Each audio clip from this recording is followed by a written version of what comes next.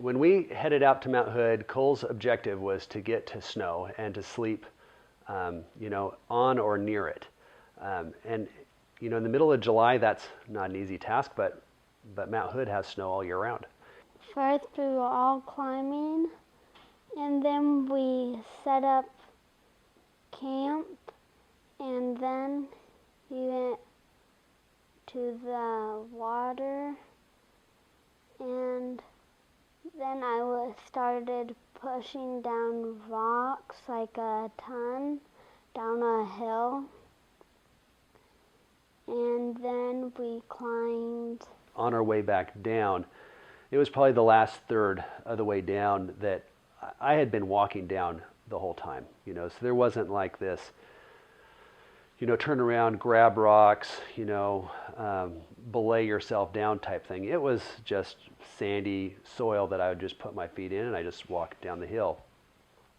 And, some of it's perspective, but I had asked Cole, by that point he was sliding on his butt, creating quite a dust cloud, and I had said, Cole, why don't you just stand up and just put one foot in front of the other and just walk down the rest of the way.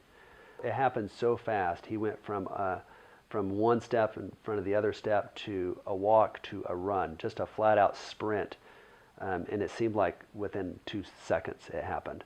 He just tumbled with cartwheels and head over heels and hitting rocks. And I remember running after him and picking him up and carrying the camp as quickly as I could.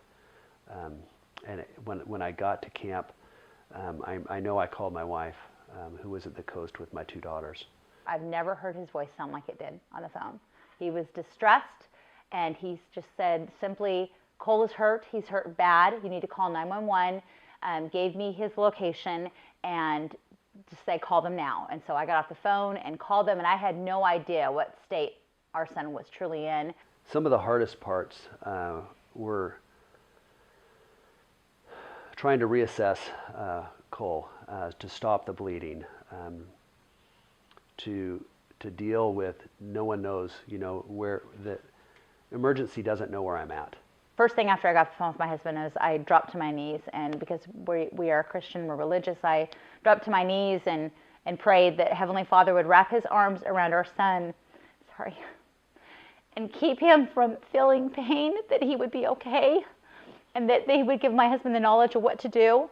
The call was made about 9 o'clock to emergency services, and somewhere around the 10 o'clock hour, I realized that the emergency help was still in Sandy. They had gathered, but they were in Sandy, Oregon, and it seemed that was probably the first moment that I realized how far away help was. He was life flighted out of the parking lot, of a White River parking lot.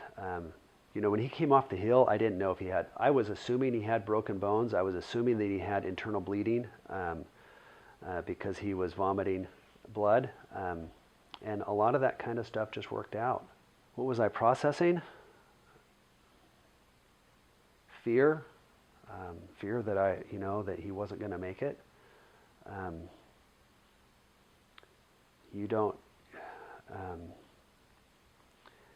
Just those moments where you don't know. I mean, no one had come out and said, hey, Kim and Sandy, your son is going to be okay. No one said that. Even when they did come out, they didn't say that. I wouldn't say that Cole has a full recovery, but I would expect that it probably will be. I call him my miracle man. I'm like, you're my little miracle man.